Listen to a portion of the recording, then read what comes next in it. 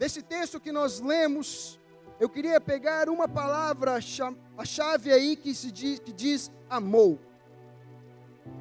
A palavra amou, que vem do verbo amar, que vem da palavra grega ágape, que significa doar ou amor incondicional, o amor que não exige nada em troca, o amor que nós não podemos pagá-lo. Este é o amor que Deus, Ele sente pela humanidade. Você vê que o texto diz que Deus amou o mundo. Não está falando aqui do mundo espiritual, não está falando aqui dos astros que Deus criou, mas está falando aqui da humanidade, do homem, eu e você. O amor que Deus sente por mim e por você é algo inexplicável. Na verdade, quando nós lemos a palavra, nós vemos alguns homens questionando, fazendo perguntas, talvez sem entender, como Jó, no capítulo 7, versículo 17, ele faz uma pergunta a Deus, ele diz: que é o homem, para que tanto o estimes e ponha nele o teu cuidado?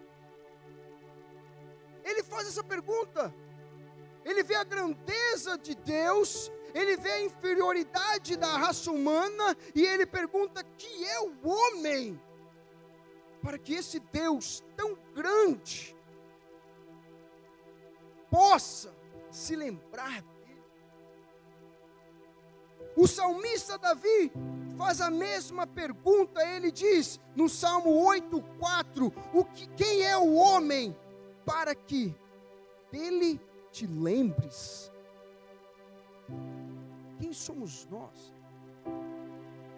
para esse Deus tão lindo, esse Deus tão grandioso, esse Deus transcendental, como foi falado aqui, lembrar de mim e de você? E para mim entender a resposta dessa pergunta, eu preciso voltar um pouquinho ao tempo. Eu preciso voltar um pouquinho a um tempo remoto, um tempo desconhecido por nós. Viajar um pouco. Eu não sei você, mas eu, quando estou estudando ou lendo a Bíblia, eu gosto de viajar. É como se eu estivesse vivendo ou presenciando aquele momento lá. É muito gostoso. Eu queria que você viajasse comigo nessa mensagem de hoje, para você entender o porquê que Deus lhe ama tanto. Vamos viajar ao começo de tudo, a um tempo remoto, aonde Deus agora está criando os anjos, os seres celestiais, os querubins, serafins, arcanjos e tantos outros seres, o qual ainda são desconhecidos para o homem, mas que um dia nós iremos conhecer, um dia nós veremos. Vamos lembrar que dentre estes seres havia um deles que se destacava, um deles que havia sido criado em perfeita formosura, cheio de inteligência, um querubim que se destacava, pois o texto em Ezequiel capítulo 28, versículo de número 13, diz que ele era um querubim protetor, ungido para proteger, um ser que estava diante de Deus,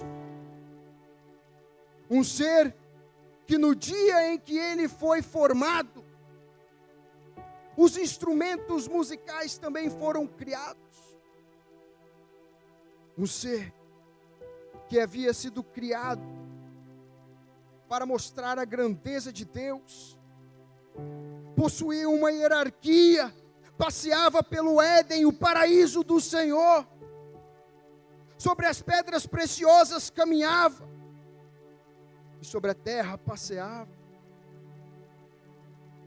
Mas um dia, este ser, devido à iniquidade que nasceu em seu coração, ele decidiu ser igual a Deus. Ele decidiu ser adorado como Deus. E o texto diz que o seu coração foi cheio de iniquidade, de pecado. E agora, por causa da sua beleza, por causa da posição a qual ele se encontrava, ele se achou no direito de ser adorado como ao Altíssimo. E se existe uma coisa que Deus nunca fez, não faz e nunca fará, é dividir a sua glória com alguém. Ele é Deus. Acima dele não há outro. Igual a ele não há outro. Quando Moisés perguntou, no nome de quem? Ele diz, eu sou. Ele é. E por causa dessa iniquidade, por causa deste orgulho, este ser, ele foi lançado fora da presença do Senhor. E o interessante é que, nos dias de hoje, nós observamos quantos homens e mulheres que outrora eram usados por Deus, que outrora faziam a diferença no mundo, mas que em algum momento de sua vida deixaram que o orgulho tomasse conta de si. E quando o homem se coloca na posição, achando que ele já não mais precisa de Deus, então ele cai. Ele cai. E o orgulho tem derrubado muitas pessoas. E este ser, através da sua astúcia, conseguiu seduzir a terça parte dos anjos. E estes se rebelaram contra Deus. E o Senhor os expulsou, lançando-os sobre a terra.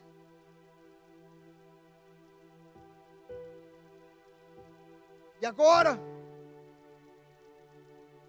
a palavra de Deus diz que Jesus viu Satanás caindo do céu como uma estrela.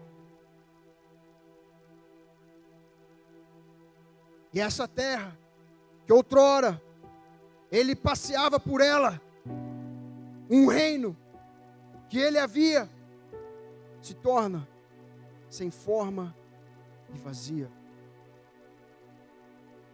E no capítulo de número 1, versículo de número 2, do livro de Gênesis, nós presenciamos agora Deus fazendo uma linda reforma no planeta. Vai acompanhando comigo. E no versículo 3, diz que a terra estava coberta de trevas. E Deus viu que sem a luz não tinha como fazer nada. Então no primeiro dia disse o Senhor, haja luz. E houve luz. E o Senhor dividiu a luz e nominou a dia e as trevas noite. E aí agora percebeu o Senhor que precisava-se de um espaço para o oxigênio estar circulando, precisava-se de um espaço para os animais que ele haveria ainda de criar pudessem estar. Então no segundo dia, o Senhor faz a separação dos céus e das águas, criando-se uma expansão, um espaço. E aí agora, Deus viu que para as plantas nascerem, ele precisava da terra. Então disse o Senhor, que dos mares venham nascer porções secas. E a terra surgiu. E agora disse Deus, e desta terra venham surgir plantas, todos os tipos de árvore, frutíferas, não frutíferas. E nasce da terra as plantas. E agora viu Deus que havia uma necessidade da luz solar, do sol, para poder aquecer o ambiente, para poder trazer a sua energia às plantas, aos animais que ainda haveriam de serem criados. Então o Senhor disse: venha sol. E aí, no quarto dia, Deus trouxe os luminares, o sol para brilhar durante o dia, e a lua junto com as estrelas para brilhar durante a noite. Veja que tudo que Deus fez teve um propósito, não foi à toa, não foi do nada, não foi sem sentido. Na verdade, tudo que Deus faz tem um propósito. O problema é que muitas das vezes nós não entendemos o propósito. Muitas das vezes nós não entendemos o que é que está acontecendo. Mas tudo que Deus faz na sua vida, na minha vida, na nossa vida, na vida da igreja, tem um propósito.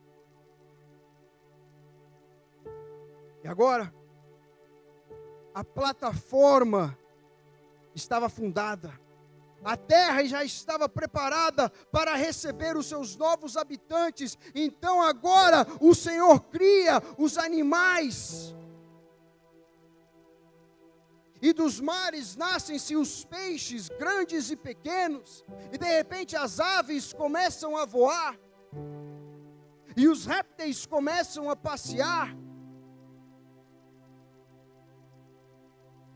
E no sexto dia, Deus cria os animais mamíferos, tanto o grande quanto o pequeno. E Deus vê tudo aquilo ali, e Ele diz: tudo isso é bom, tudo que eu fiz é bonito,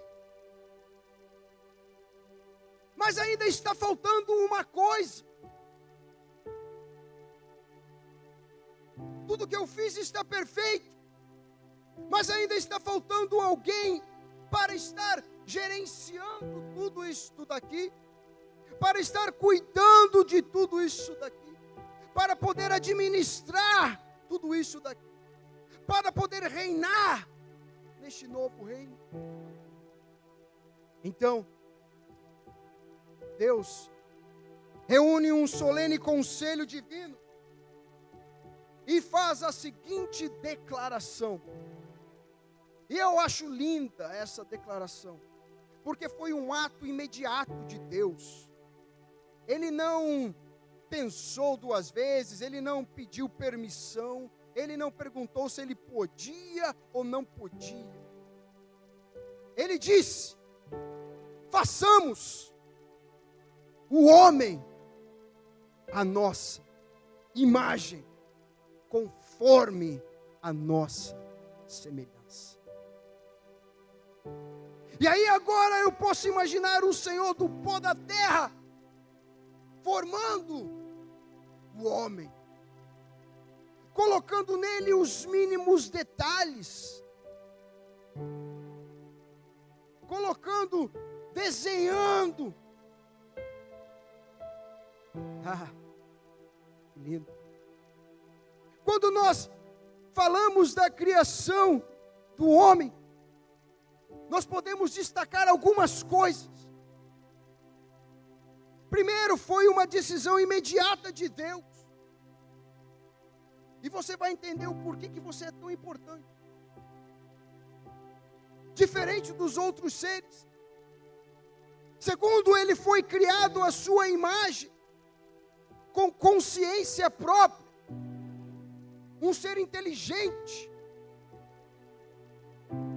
com poder de tomar decisões, com poder de pensar. Terceiro, ele foi criado, formado conforme ou igual ou parecido à semelhança de Deus. Falando da semelhança natural e da semelhança moral. Foi criado do pó da terra, foi criado um tipo divino, foi criado um ser tríplice.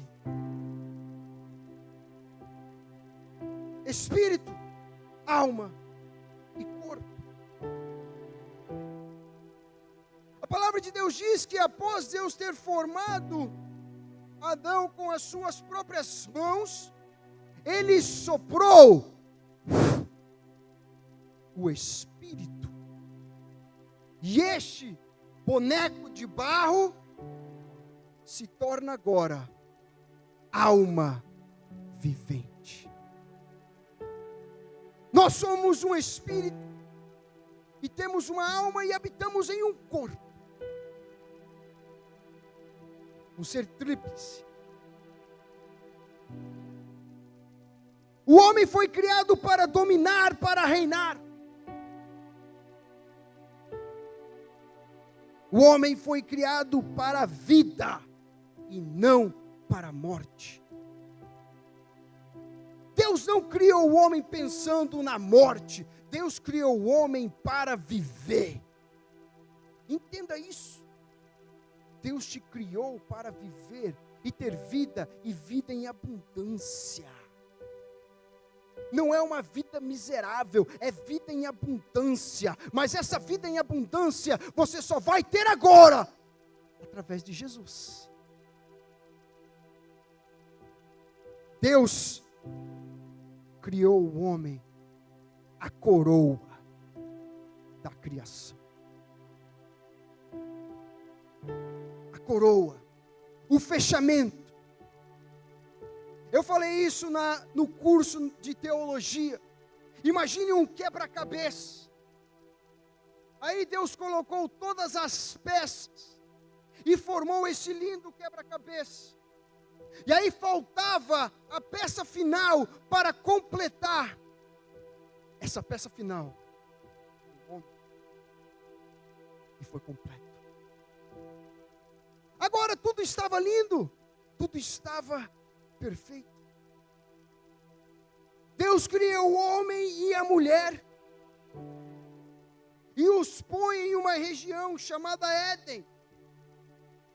E ali Deus havia plantado um jardim e os colocou para cuidar, para regar, para estar administrando.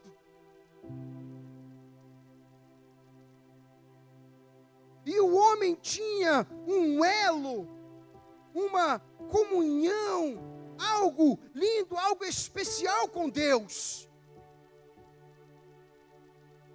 A exegese bíblica me permite viajar no tempo e imaginar o Senhor vindo visitar Adão todos os dias, no fim da tarde. Para quê? Para ter relacionamento, para ouvir o que Adão tinha para dizer. Imagine O Senhor já sabia o que ele havia feito durante o dia, ele já sabia. Mas mesmo assim ele vinha para ouvir Adão falar. E eu imagino Adão falando: olha, hoje eu dei um nome aos animais. Hoje eu dei o nome a esse bicho aqui, ó. Macaco, olha, ele tem cara de macaco. E o Senhor, ouvindo tudo aquilo ali, ele sabia, Deus já sabia.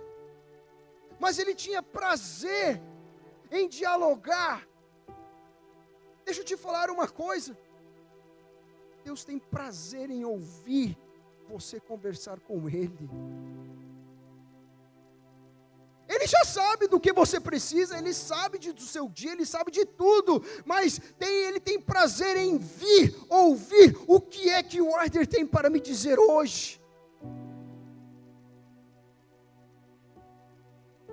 Às vezes, nós temos uma dificuldade em entender isso aí, porque a gente vem uma vez por semana na igreja, e aí levantamos a nossa mão e dizemos: glorioso, poderoso, majestoso, lindo, lindo. E Ele sabe que Ele é tudo isso.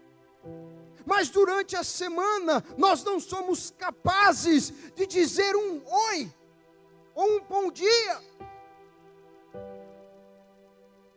E como é que você cria relacionamentos sem conversa? Como é que nós queremos nos relacionar com Deus se nós não conversamos com Ele, se nós não contamos para Ele, se nós não expomos?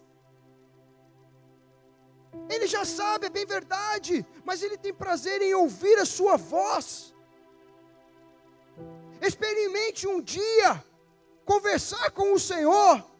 Está no trabalho, fale com Ele, conte para Ele.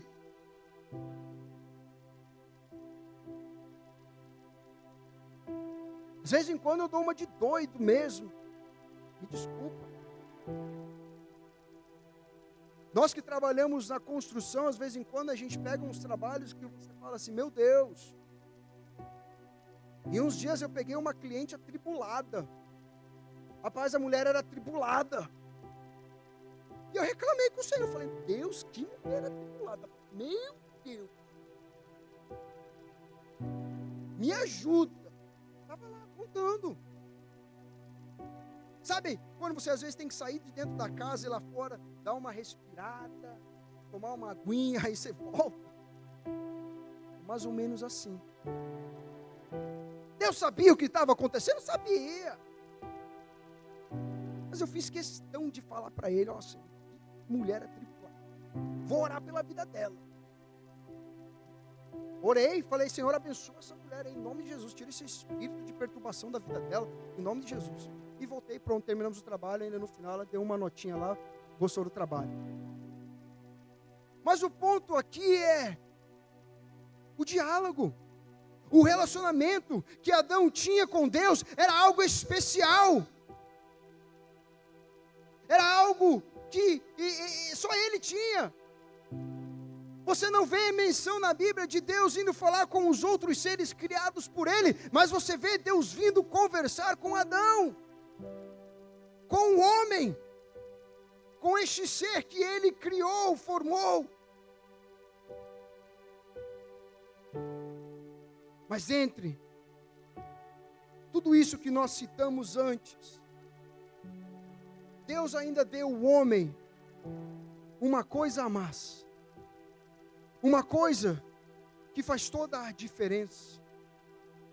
Deus deu ao ser humano um grande poder.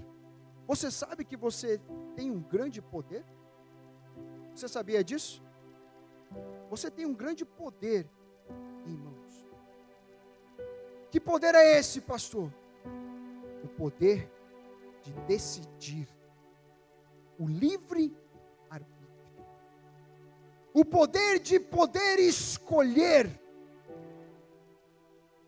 E não existe nada e ninguém que possa tirar esse poder de você.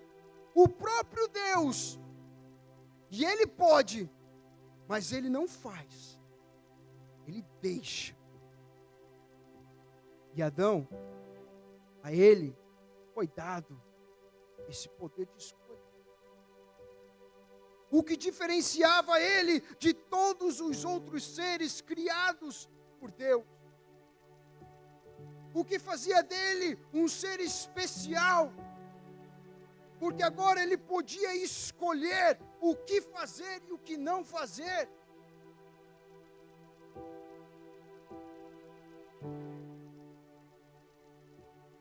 E o nosso inimigo, aquele querubim, nós falamos no começo, que agora havia sido expulso, havia já perdido a sua glória, se torna agora o opositor. É isso que o seu nome significa. Satanás significa opositor. Ele é contra tudo o que é de Deus. Ele agora percebe que este ser que foi criado por Deus, este ser que Deus o ama tanto, que o prezava tanto, que o vinha visitar, possuía este poder de escolha e de decisão. E ele prepara uma estratégia. E através dessa estratégia ele consegue seduzir a mulher. Pois Deus havia dado uma ordem. Deus havia dito, após Deus ter dado este poder, Deus havia dito: olha, Adão, de todas as árvores, de todos os frutos que você pode ver, você pode se alimentar e comer, fique à vontade. Mas dessa aqui, daqui está no meio do jardim, desta não tocarás, não comerás. Porque, Adão, o dia em que você comer, certamente morrerás. Veja que Deus, Ele não somente diz para o homem, para ele não fazer, mas Ele diz para o homem qual seria a consequência se o homem viesse a fazer. Então não foi algo oculto, algo que ele não sabia. Ele sabia, porque Deus já havia dito: esta não. Não por quê? Porque o dia que você fizer isto e isto acontecerá. Mas agora o inimigo, ele consegue seduzir a mulher. E na verdade eu acredito que Eva já estava admirando este fruto. E dentro do seu coração já tinha algo que já desejava aquilo ali. Então o inimigo pegou isso, viu isso e a seduziu. E Eva comeu daquele fruto. E ela entregou para o seu marido. Deixa eu fazer um parênteses aqui. Quando Eva pegou esse fruto, ela sabia o que ela estava fazendo. Quando Adão comeu do fruto, ele sabia o que ele estava fazendo. O que aconteceu aqui foi o seguinte: eles sabiam de uma verdade. A verdade era qual? E você vai entender onde eu vou chegar. A verdade era: se você comer deste fruto, certamente morrerás. Essa era a verdade. O que foi que a serpente fez? Ela mentiu. Vai morrer nada. Você não vai morrer. Agora, ele sabia da verdade, sabia da consequência, porque Deus já havia dito a verdade, já havia dito a consequência. Porém, ele optou pela mentira. Ele optou pela mentira. não foi enganado, ele sabia o que ele estava fazendo. Sabe o que acontece, irmãos? Nós, muitas das vezes, sabemos o que estamos fazendo, mas nós optamos por fazer.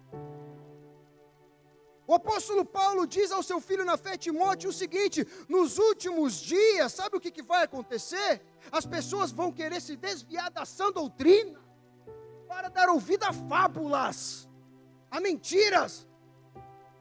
Ou seja, as pessoas sabem da verdade, conhecem a verdade, sabem que a palavra de Deus é verdade, mas elas optam por ouvir fábulas, mentiras, enganos. Não fazem inconscientemente, fazem sabendo. Porque se diz, se desviarão da sã doutrina, da verdade, é porque sabiam.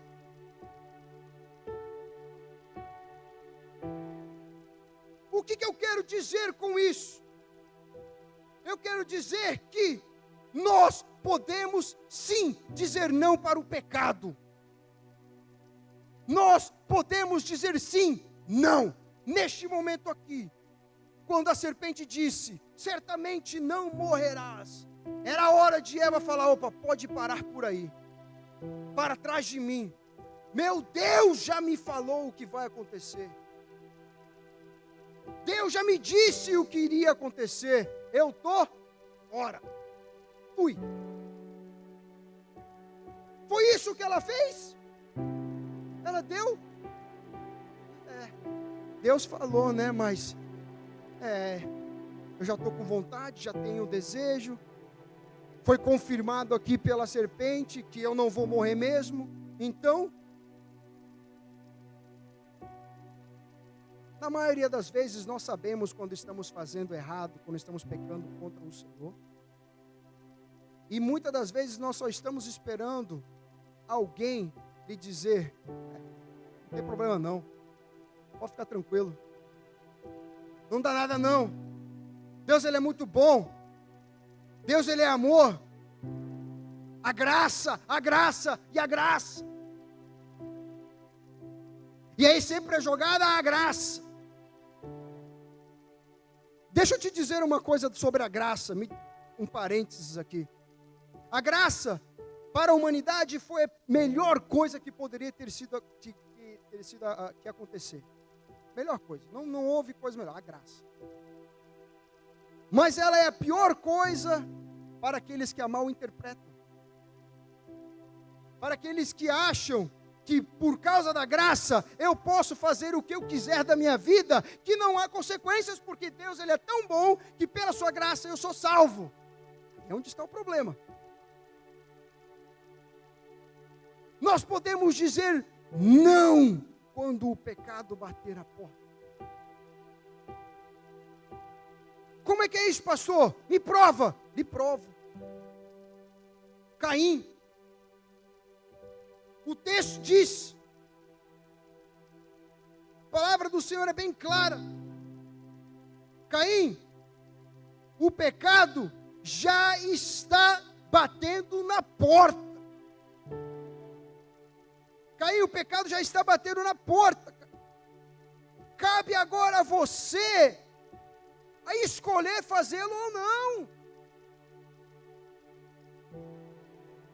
Mas o coração dele já estava decidido em fazer. O coração dele já estava decidido em cometer o ato. Deus, Ele nos avisa. Deus, Ele nos diz.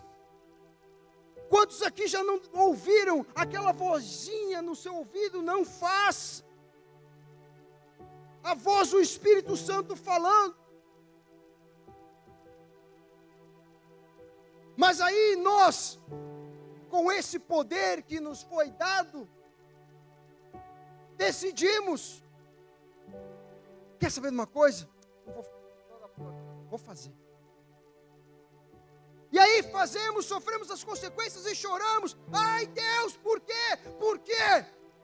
Porque você escolheu.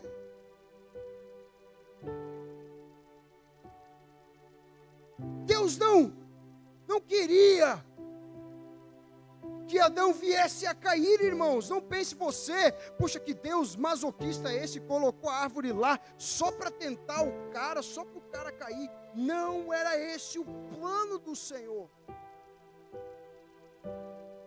Eles se depararam de frente a um teste. Se eles tivessem dito não, provavelmente não haveria um outro.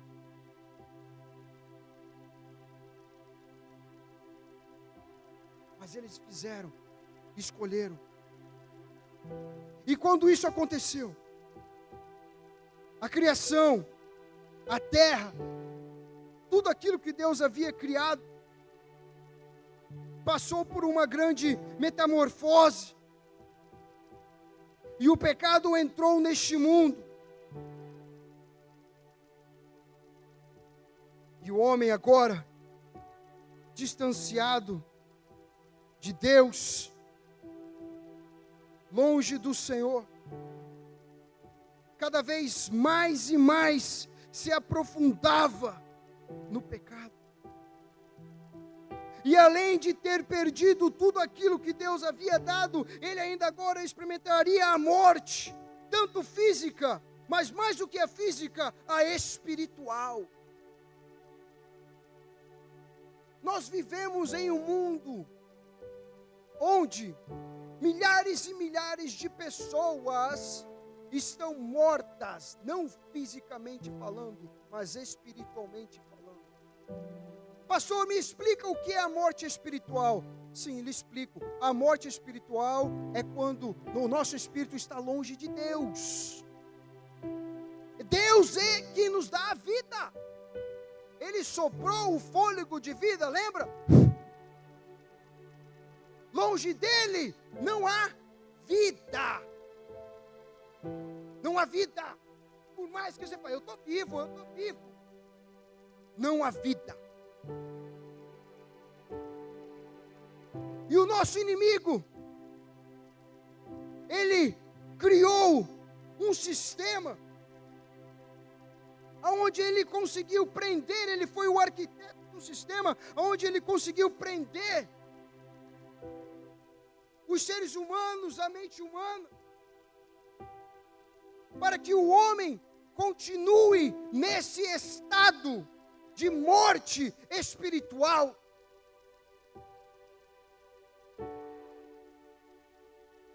Eu vou citar aqui, eu não gosto de citar muito isso aqui, mas você vai entender.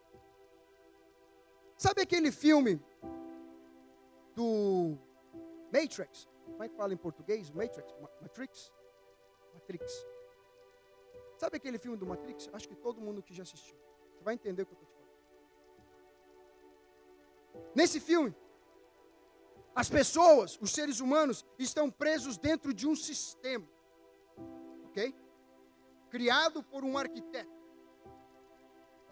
E aí, no decorrer do filme, algumas pessoas, elas conseguem serem libertas deste sistema. E aí agora existe uma perseguição das máquinas em cima dessas pessoas, porque as máquinas não querem que essas pessoas venham a este mundo, o virtual ou a Matrix, e falem a verdade para aquelas que ali ainda estão presas. Vocês estão entendendo? Para aquelas pessoas que estão presas. Por quê? Porque o objetivo das máquinas, isso é no filme, é de fazer que aquelas pessoas que estão na Matrix continuem presas na Matrix, sem saber o que está acontecendo do lado de fora. Por quê? Porque futuramente elas se tornariam o quê? Baterias. É isso. O inimigo criou essa Matrix, podemos assim dizer. E as pessoas estão presas lá. E nós fomos libertos dessa escravidão através de Jesus Cristo. Agora é o nosso dever voltar lá e anunciar o Evangelho para essas pessoas que ainda estão presas. Porque elas precisam conhecer a verdade. Porque a Bíblia diz, e conhecereis a verdade, e a verdade vos libertará. Não existe outra forma da pessoa ser liberta. Mas o que acontece? Acontece que quando nós vamos fazer isso aí, vai haver retaliação. Não pense você que o reino das trevas vai ficar de braço cruzado. Existe uma guerra, nós estamos em guerra. Mas é o meu trabalho, o seu trabalho, em anunciar e libertar essas vidas que estão aí fora, não somente com palavras, mas também com atitudes. O evangelho nos dias de hoje está sendo pregado mais com atitudes do que com palavras, porque o mundo que nós estamos vivendo está corrompido. E infelizmente, dia após dia, falsos mestres, falsos profetas se levantam, pichando e manchando o nome da igreja. Mas se existe uma coisa que não tem como ser pichada, é o fruto do Espírito na vida do cristão. Então, quando você apresenta o fruto do Espírito, a pessoa vai dizer, tem alguma coisa diferente com ele e com ela. O que é? Eu quero. Eu sabia que tinha algo diferente na vida desse homem. Eu sabia que tinha algo diferente na vida dessa mulher. Sabe o que é isso aí? É o evangelho sendo pregado com atitudes. É a minha atitude, é quem eu sou, que mostra, que prova, que reflete Cristo na minha vida. O homem, após a queda, se distanciou, a coroa da criação foi manchada, já não era agora mais perfeita, precisava ser restaurada. Aquilo tudo que havia sido dado para o homem, para ele reinar, está agora nas mãos de Satanás. E por causa do pecado, a imagem e semelhança de Deus está sendo apagada na vida das pessoas. E devido à multiplicação do pecado, o amor tem se esfriado. Cada dia mais que passa. Foi citado aqui semana passada. Cada dia que passa, o homem está mais independente. Amantes de si mesmo. Eu. Tem sido a palavra-chave da vida de muitos, o eu. Não é mais nós, não é mais meu irmão, minha irmã. Sou o eu. O amor de muitos tem se esfriado. Essa coroa, a coroa da criação foi manchada. E todos os dias, centenas e centenas de pessoas, imagens, a semelhança do Deus vivo, estão sendo levadas para o inferno, um lugar onde não há a presença de Deus. Me fizeram uma pergunta, pastor, por que é que Deus criou o inferno e manda o homem para o inferno? Deixa eu te falar uma coisa, Deus não manda o homem para o inferno, e outra coisa, o inferno não foi criado para o homem. Mateus capítulo 25 fala sobre isso, que o inferno foi criado para Satanás e os seus anjos. Porém, através dessa decisão de que o homem faz em continuar a sua vida longe de Deus, o caminho é lá. Não existe um terceiro caminho, por favor me entendam, existem dois caminhos. Jesus Cristo é o caminho que leva para o céu. A porta é estreita, sendo estreita, não passa muita coisa, não passa muita bugiganga, tem que ficar para trás, o passado tem que ficar para trás, o pecado tem que ficar para trás, só passa você. Mas o outro caminho, ele é largo, e aos olhos carnais parece ser bom, chamativo, puxa que legal, olha aí, festa, alegria, música, vícios, prostituição, tudo aquilo que a carne, o corpo afastado de Deus quer e deseja. Porém, ao ficar vidrado nestas coisas, esquecemos de olhar lá o fim. E o fim deste caminho é a morte. E é a morte espiritual, que é a morte sem Deus. E nesse caminho estreito, como não tem muita opção, você mantém o seu olhar no alvo, olhando para frente. Mas não existe um terceiro. Existem apenas dois. Agora a decisão, a escolha, ela é sua. Através de Adão, o pecado entrou no mundo. E a consequência disso é o mundo qual nós vivemos hoje. Doenças, enfermidades e tudo mais. A coroa da criação foi manchada, mas deixa eu te dizer uma coisa: Deus, Ele nunca deixou de amar o homem. Mesmo quando você estava afastado do Senhor, ou longe dos caminhos do Senhor, os olhos dele estavam te olhando e te observando. Ele nunca esqueceu de você. Ele nunca se esqueceu de mim. E através deste amor, da sua misericórdia infinita, Deus cria um plano chamado redenção. O plano chamado redenção, a qual agora, através desse plano, a coroa da criação poderia ser restaurada outra vez e poderia refletir a glória de Deus. Então, Deus, Ele enviou o seu Filho unigênito, para que todo aquele que nele crê não venha a sofrer a consequência, a perecer, mas venha ter a vida eterna.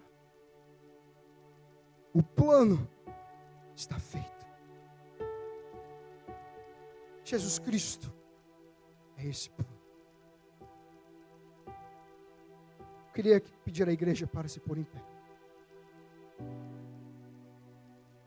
Irmãos, deixa eu te falar uma coisa. Satanás, ele quer destruir, roubar e matar. Foi para isso que ele veio, é para isso que ele serve. Matar, roubar e destruir. E sabe qual é o maior prazer? É quando ele vê o homem, a mulher, que foram criados à imagem e semelhança do Senhor, que foram colocados como a coroa da criação, estão lá, afundados nas drogas, na prostituição, destruindo o seu espírito, a sua alma e o seu corpo.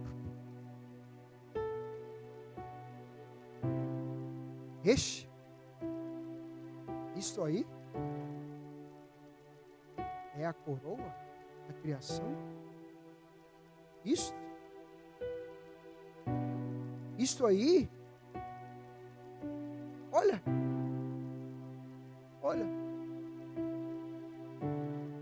sabe quem estava um dia nessa situação? Era eu e você. Isso aí, essa pessoa aí, mas sabe o que Deus fez através do plano da redenção? É Ele mesmo, é ela mesmo. Eu vou restaurar, eu vou limpar, Eu vou dar a ele e a ela uma nova oportunidade. Eu vou trazer a eles outra vez a comunhão a qual antes eu tinha. Eu vou ligar o elo que eu tinha antes com o homem através do meu filho. E hoje Deus está falando para você nessa noite, que você é importante para Ele.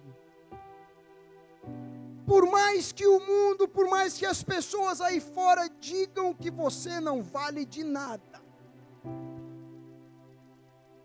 por mais que as pessoas aí fora venham ter lhe machucado, lhe magoado, ferido com os seus sentimentos, Deus, Ele nunca se esqueceu de você. E Ele lhe ama. E o seu amor, o amor que Ele tem por você, pela sua vida, é algo que eu não tenho como lhe explicar. Mas é algo que você pode viver, sentir. Enquanto nós ministramos esse hino, eu queria que você nessa noite levantasse a sua mão e adorasse ao Senhor.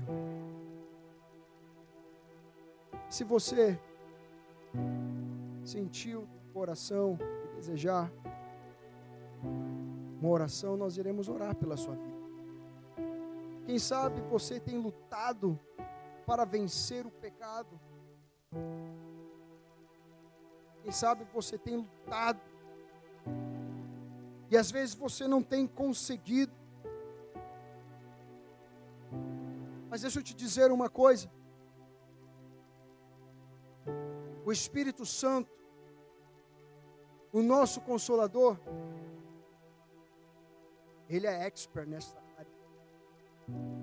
Mas para você receber a ajuda do Espírito Santo, você precisa tomar um passo.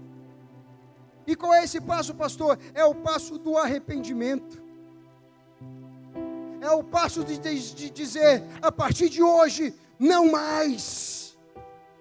O problema é que nós queremos que o Senhor nos abençoe, mas nós não queremos sair da vida do pecado. Como é que o Senhor vai abençoar? Faça um pacto com Ele e diga, Senhor, a partir de hoje, não mais, mas eu não consigo só, eu preciso da sua ajuda. Então o Senhor há de enviar o Espírito Santo, que irá lhe dizer, filho, filha, eu estou contigo. Nós estamos juntos. E nos momentos difíceis, eu irei estender a minha mão. Você é a coroa da criação do Senhor. Você foi criado à imagem e semelhança do Deus Altíssimo. Você é um ser privilegiado. E a você foi lhe dado o direito de ser chamado filho de Deus. E como filho, Ele quer ter um relacionamento com você. Como um pai, Ele quer se relacionar com você. Hoje é noite de restauração. Hoje é a noite que o Senhor escolheu para restaurar a comunhão. Quanto tempo faz que você não consegue mais ouvir a voz do Senhor? Quanto tempo faz que você tem orado, mas parece que a sua oração não passa de um teto, parece que tem um teto de bronze que está impedindo a sua oração de subir. Parece até que o Senhor não está ouvindo. Parece que o Senhor está tão distante. Se eu vender tudo que tenho, parece que essa provação, essa luta não passa. Do amor eu falharia. Deixa eu te falar uma coisa. Enquanto isso, se você quiser vir aqui na frente, pode vir.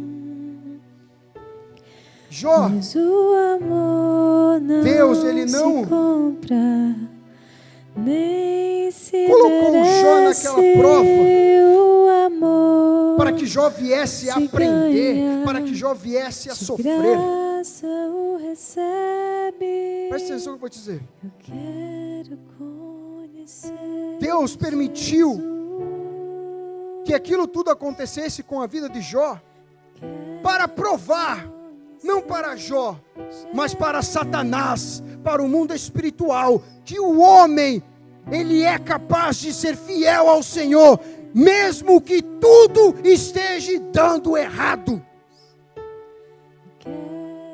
Satanás, de onde você vem? Eu venho de passear sobre a terra. Viste o meu servo Jó? Vi. Homem temente a Deus, reto, justo, que se desvia do mal. Também o Senhor dá tudo para ele. Ele tem tudo. Então eu vou lhe mostrar que o homem, ele é capaz de ser fiel a mim, mesmo quando tudo está dando errado. Vai lá e toca. E Satanás foi e tocou. E tocou pela segunda vez. E a terceira. E em nenhum momento Jó blasfemou contra o Senhor. Às vezes, as situações que estão acontecendo na sua vida, é o Senhor mostrando para o mundo espiritual, para Satanás, para os demônios: olha minha serva, olha o meu servo, eles são adoradores, mesmo em momentos de luta. Então é por isso que quando você estiver passando por uma prova, ao invés de blasfemar, ore ao Senhor, agradeça a Ele, seja fiel a Ele. Porque quem sabe o Senhor não está dando testemunho seu lá no céu, dizendo: não está vendo a minha filha, o meu filho? Veja como ele é fiel a mim. Veja como ela é fiel a mim. Veja. O Senhor é o mais interessado em ter um relacionamento com você. Chega de viver um evangelho frio. Chega de brincar de ser crente. Chega de ficar em cima do muro. Chega de ficar indeciso. Está na hora de você tomar a sua decisão. Você é a coroa da criação. Deus tem o melhor para a sua vida. Senhor, nessa noite, o Senhor nos mostrou o tanto que somos importantes para o Senhor.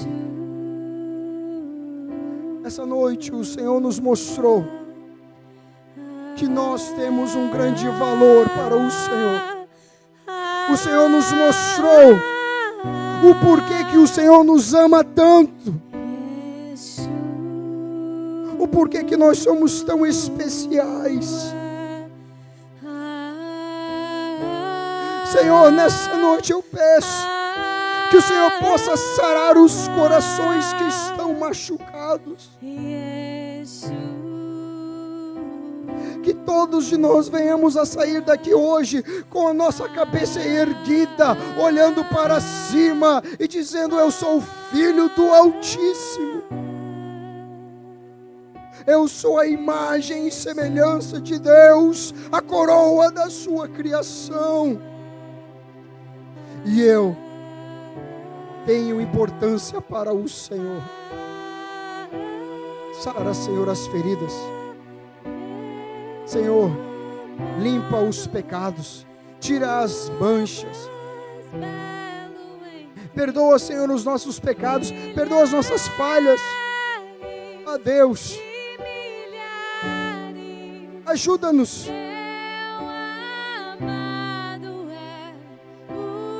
Quando estivermos deparados com um erro, com o pecado em nossa frente, que nós venhamos a dizer: não, não. Sara, Senhor, a sua igreja. Sara, Senhor, o seu povo. Porque, Senhor, Tu és o nosso Deus. Tu és o nosso Pai. E nós precisamos, nós carecemos de Ti, Senhor.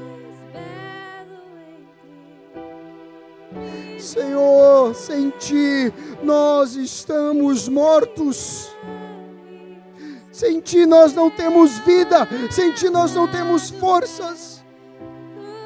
E nessa noite nós clamamos a Ti, Espírito Santo, ajuda-nos. Restaura aquilo que o inimigo tem tomado. E hoje, Senhor, nós iremos ir embora com a nossa cabeça erguida, declarando que nós somos a coroa da criação, filhos de Deus, escolhidos do Senhor, co-herdeiros com Cristo. E um dia o nosso Senhor irá voltar para nos buscar deste mundo, porque este mundo não é o nosso lugar. E nós estaremos com Ele por toda a eternidade. E aonde Ele estiver, nós estaremos também. Senhor, obrigado pela redenção, obrigado pela salvação, obrigado pela graça, obrigado porque o Senhor não se esqueceu, não nos deixou de lado. Obrigado porque o Senhor não desistiu de nós. Obrigado porque o Senhor tem mostrado o seu amor todos os dias, quando acordamos de manhã com saúde, todos os dias que sentamos para comer, todos os dias que respiramos, todos os dias que voltamos a dormir, todos os dias o Senhor tem mostrado o seu amor, o seu cuidado, até mesmo quando eu não mereço. O Senhor tem cuidado de mim, e nada tem me faltado, porque o Senhor tem me sustentado. Thank you, Jesus. Obrigado, Jesus. Obrigado, Senhor. Pai, que nessa noite toda honra e toda glória seja dada somente a Ti, Senhor. Nós, como filhos, Te adoramos e entregamos a Ti toda a adoração e toda a honra e toda a glória, porque nós somos sim a coroa da criação, mas Tu és o nosso Deus e Senhor. Em nome de Jesus, eu agradeço por tudo. Amém. Amém. Que Deus possa abençoar a sua vida. Que você vá para a sua casa nessa noite, dizendo para você mesmo: eu sou importante para Deus. Eu sou a imagem e semelhança do Altíssimo. Eu sou a coroa da criação. E Ele me comprou. E eu pertenço ao meu amado. E que nos dias difíceis você também possa lembrar disso. E que o Senhor possa lhe sustentar.